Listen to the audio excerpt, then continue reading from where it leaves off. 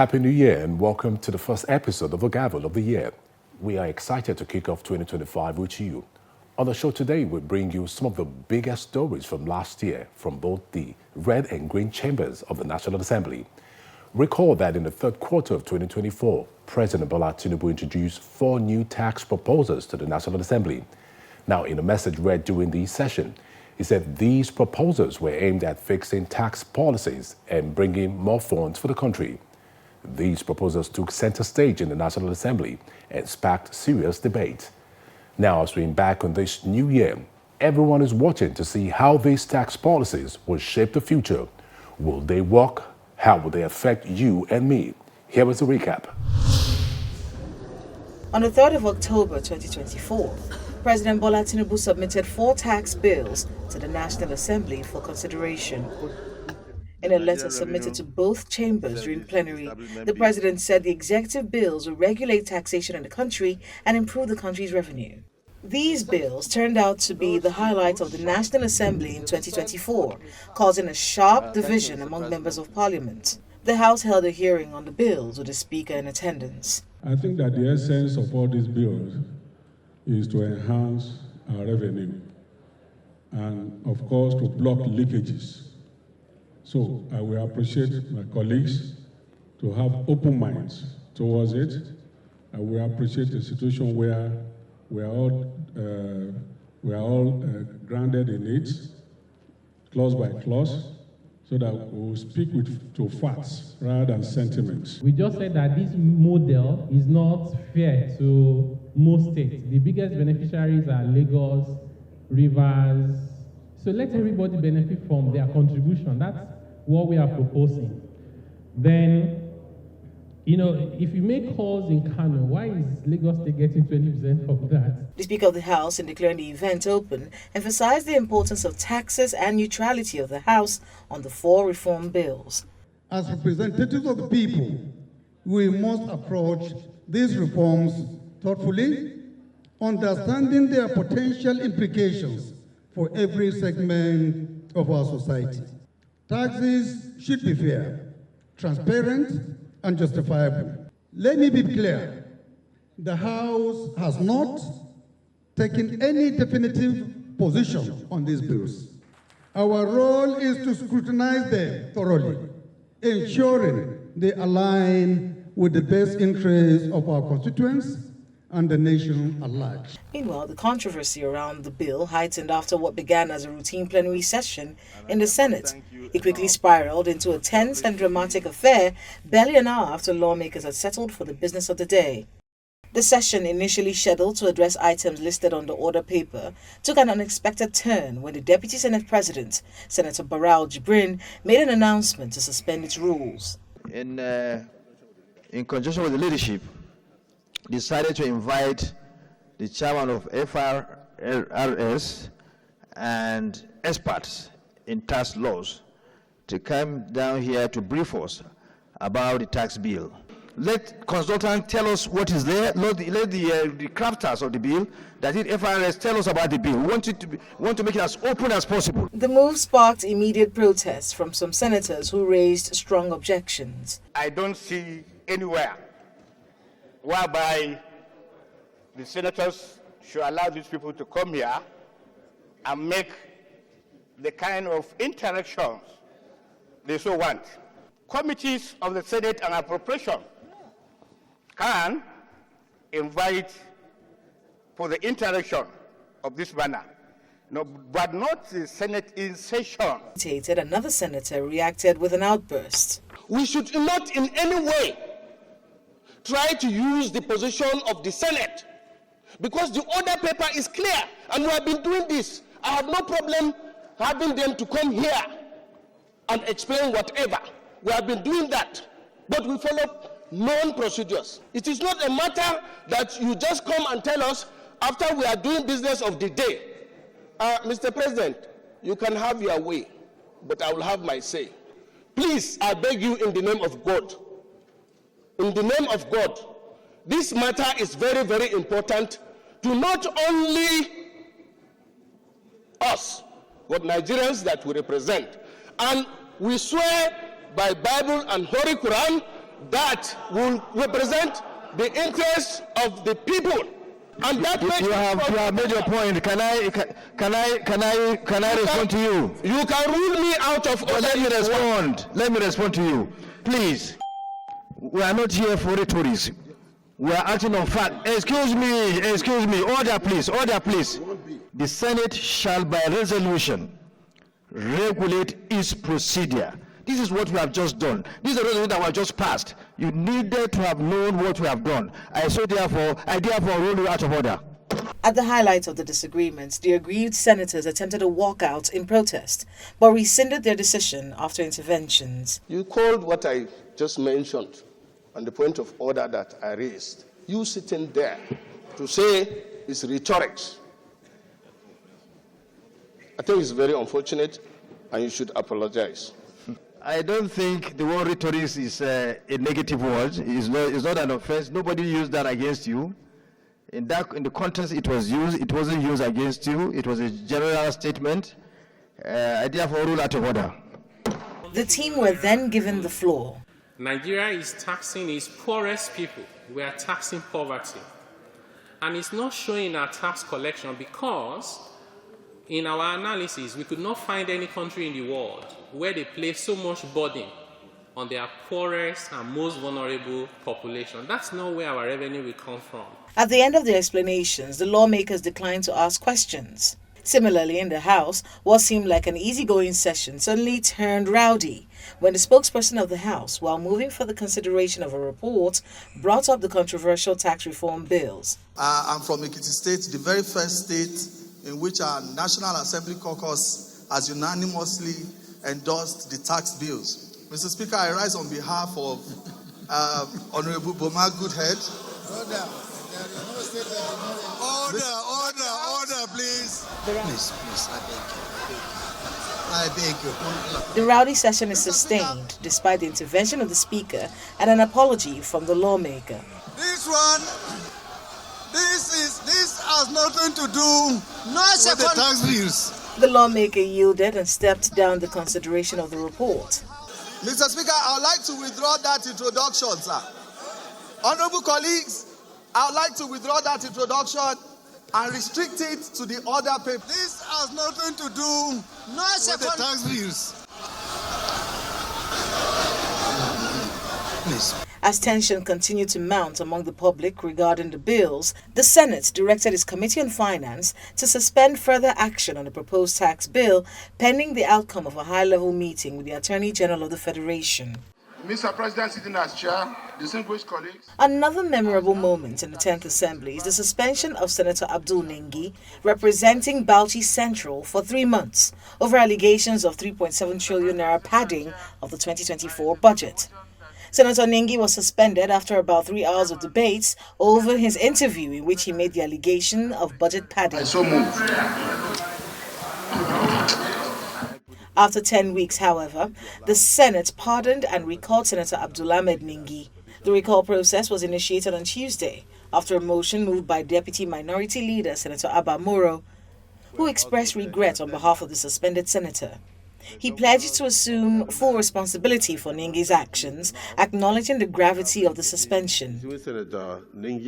Months later, lawmakers in the upper chamber passed a vote of confidence on the President of the Senate, Senator Godswill Akpabio, and the entire leadership of the Senate. The confidence vote was sequel to a motion sponsored by the senator representing Bauchi Central, Senator Abdul Ningi. Northern senators were said to have been behind the alleged move to oust the leadership, though the Senate President dismissed it as fake news. Lawmakers were apparently uncomfortable with the development. I consider my privilege breached for anybody to bring division across ethnic or regional lines. Is undermining the progress of our democracy and is undermining the capacity of this institution to deliver. Unsatisfied, another lawmaker takes the matter a notch further. I've seen no reason why such rumors should emanate. And believe you me, if there are indications that we're not comfortable with their leadership or the leadership of the Senate President, we're not going to do a fake news. We'll come promptly and tell you that you are not comfortable. While the National Assembly continues the process of constitution amendment amid calls for constitutional change, some federal lawmakers are pushing for a change in Nigeria's system of government. With attendees cutting across different strata of the society, the Parliamentary System Support Group of the National Assembly convened a national dialogue for a homegrown parliamentary system. Each election year, we invest our hopes and dreams into a system expected to uplift our people, only to find ourselves repeating the same wish. Instead of a government that works for the people, we end up seeing the one that serves the public officials, and also a government that grows fat on bloated overheads. Every country in the world today claims democracy. America claims democracy. China claims democracy. Most countries claim democracy. So democracy must have multiple meanings, flexible meanings, and so on. So it's right for us here to ask what kind of democracy do we want to have? And it's also right to insist that we can have a homegrown democracy. I like the idea of the homegrown effort. This is a very key word, because if you borrow a system that has been nurtured in entirely a different history, social, cultural environment, it will not work for you. The event broke into panel sessions, as submissions from the panelists suggested that the presidential system of government has not worked for Nigeria. I am opposed to executive system of government. I believe a collective arrangement which parliamentary system guarantees is best. Any system that we will build that will not make the people in power fear the people, but the people instead will be afraid of those in power, is an imperial democracy. It will never work. It will never produce any result. The current constitution we have will not help us. Amendment in bits might not also be the solution. There is need for a holistic change. And that change is to look at our condition, our circumstance, and commence with a homegrown system of government. A bill to amend the Constitution and provide for diaspora voting scaled second reading in the House of Representatives.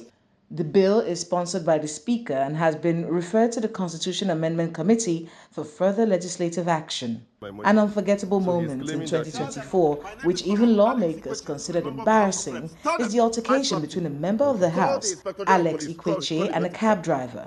The lawmaker was caught on camera assaulting an Uber driver and threatening to make him disappear without consequences. The House referred Honorable Alex Ikweche to its Ethics and Privileges Committee for further legislative action. The Senate also confirmed the appointment of 7 ministerial nominees of President Bola Tinubu. The Senate and the House invoked Section 157, subsection 1 of the 1999 Constitution to officially sack Mr. Danladi Yakubu Umar as the chairman of the Code of Conduct Tribunal for alleged misconduct. Federal lawmakers drew strength from Section 22, subsection 3 of the Code of Conduct Bureau and Tribunal Act (CAP) that the President is mandated to act on an address supported by a 2/3 majority of the Senate and the House of Representatives for the removal of the chairman for misconduct. Wrapping up the year 2024, President Bola Tinubu presented the 2025 appropriation bill to a joint session of the National Assembly for approval. The budget, tagged Budget of Restoration, Securing Peace and Rebuilding Prosperity, has a total size of 49.7 trillion naira. Security is the foundation of all progress. We have significantly increased the funding for the military, paramilitary, and police forces to secure the nation, protect our borders, and consolidate government control over every inch of our national territory. We have a budget that seems to focus so much on the aspect of defense, on infrastructure, on education and healthcare. These are very important sectors. They are vital sectors for the survival of this country. But if you look at it very closely, you will also realize within the international system or international economic order, that Nigeria is not a major player in any of these aspects that we have invested a chunk of our budget. Nigeria is not even among the fringe players in defense in the world. So it means we're going to be pumping a lot of money outside. Welcome back. You're still watching The Gavel. As we look back on the year 2024, one name that stands out when it comes to tracking the work of the National Assembly, the Policy and Legal Advocacy Center, PLAC. PLAC spent the year keeping a close eye on the National Assembly, assessing their performance, debates, and decisions that shaped the country, from passing key legislation to handling heated political issues. 2024 was indeed a year of big moves and even bigger controversies.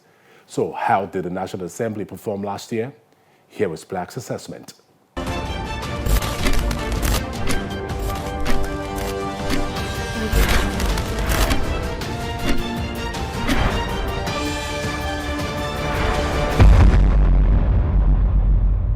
I think the last couple of months of the National Assembly, particularly over the last 12 months, has been one of discovery. I think that the National Assembly had a huge turnover. 80% of members of the National Assembly are new.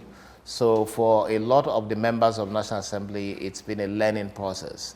But again, it will soon be election time, and that's really the dilemma of Nigeria's democracy, that you have people elected, they spend so much time learning, and before they learn enough, they begin to campaign for elections. I haven't seen, with the 10th National Assembly, a whole, and I have to be quite measured here, but I think that there's quite a lot more that we expect the National Assembly to have done that hasn't happened. I think particularly the issue of oversight, there are several issues of concern to Nigerians. It's Christmas time, people are looking, you can't go to your bank and get money. The banking system is in disarray. A lot of people are losing money every single day because the points of service transaction, the POS machines, are swallowing people's money. People are losing money. The issue of oversight of the central bank to ensure that the central bank focuses on its core responsibilities is a major issue. The country is struggling between the confusion of two different colored currencies. The poverty levels are increasing. There's just so much that is going on. The electricity situation is worse. So one expects the National Assembly to be able to ask questions of the executive. And so I'm concerned that with respect to oversight, the National Assembly hasn't quite met expectations of Nigerians. And so delivery for the Nigerian citizen is quite poor at this time. Secondly, and again I make the point, it is not, again, the primary responsibility of a member of the National Assembly to sponsor bills. And I make this point repeatedly. Any member who proclaims the number of bills that they have sponsored as an achievement is not being very honest, because it is the duty of the executive to propose bills. And that's why we have what you call executive bills. And a dutiful and focused executive would look at the laws of the country, look at what their proposals are on how to improve the country, and based on that, be able to know how to use the law to achieve some of the reforms that needs to happen. One of the reform conversations today is the tax reform bill. And I'm not talking to the merit of it, but I think it's spectacular that the president is able to present a bill that seeks to reform the taxation system. Because as you know, the taxation system in this country is totally in disarray. People are multiply taxed. Agencies are struggling over themselves to see how much they can extort or extract from citizens in the name of taxation. Businesses are collapsing because different agencies of government have multiple taxes that they're imposing on companies and businesses. And so a lot of people are looking for better climates to invest. And for those that really would want to invest, but the taxation system is a huge disincentive, they basically are just deciding what to do with cash. So I think that that's one thing that you must commend the executive for. Recently, the Attorney General also set up a committee to revise the laws of the Federation. That's the way it should be. But what we see is members of the National Assembly regurgitating bills, session of National Assembly. You could see, if you go to look at the bills track report of the National Assembly, you will see bills that were there in the 4th National Assembly that never passed. But new members come in, somebody hands it over to them, they propose it, and they do a tally and count on how many bills they have proposed, when in reality, those bills may have really no significance to reform in the country. So I think that that's not a measure, and I would hesitate, I would totally disagree with anybody who says that a measure of a legislator's efficiency or competence is the number of bills that they propose. I think we need to stop that.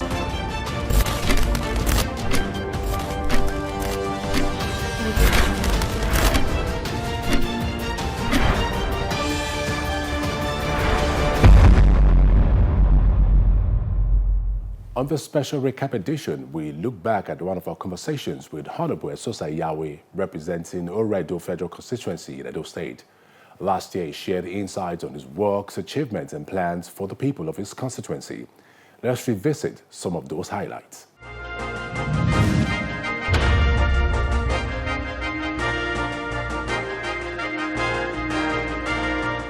My constituency is in the metropolitan part of Edo State. And I can say the people in Oredo Federal Constituency, majority of the needs that they want is empowerment. They need empowerment and security. Empowerment, I have a couple of things in my manifesto, which when I was campaigning, I tend to empower market women and the youth in my constituency. And when it comes to security, I am for community policing and the vigilante forces in Edo State and Oredo, to be specific. I tend to set up welfare programs for them and make them feel secured when it comes to doing their activities. I've already started implementing some of my empowerment programs. I tend to complete that in my 100 days in office. There are some programs I've set up, and very soon it will be aired and it will reach the people of my constituency. And one major thing I tend to do to reach the people in my constituency is constantly doing arrangements for town hall meetings where people will come and exchange ideas and complaints, whatever they have within the Oredo Federal Constituency. And with the help of God and my colleagues, we tend to pass bills and move motions that will effect the change within the coming years.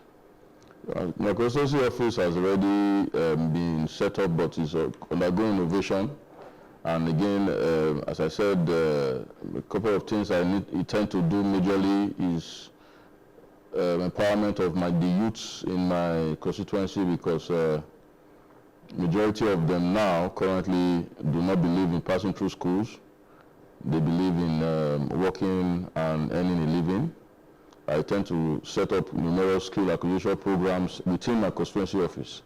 So my constituency office is going to be a functional constituency office within the next 4 years, where the doors will be open for anybody to come in and drop their CVs, resumes, where I can still help them search for jobs, while they undergo skill acquisition, which will be for free. And at the end of the day, they will be empowered. Numerous bills that I have in mind that the Night Assembly failed to pass, especially when it comes to voting. The Electoral Act needs to be assented with this bill, and it is people in diaspora to be able to vote, because a lot of people relocate out of the country because of hardship, And while they're out of the country, they still have Nigeria in their mind and their hearts. So they should be able to contribute to who we elect as leaders and legislators in our country while they're abroad.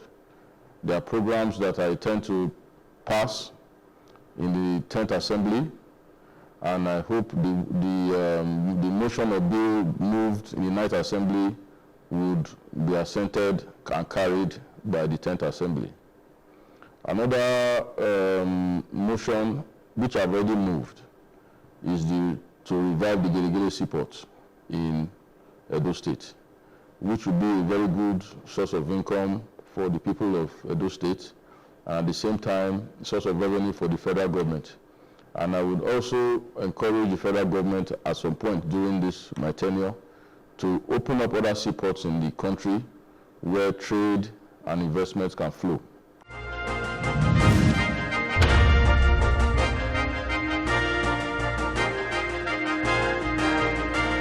That's a wrap on the first episode of the program for 2025. We would love to hear from you, so drop us a message at thegavel@channelstv.com. Thanks for tuning in. I'm Benny Ark, wishing you a happy new year. Stay tuned to Channels Television for all the biggest stories and updates this year. See you next time. Stay safe and be well.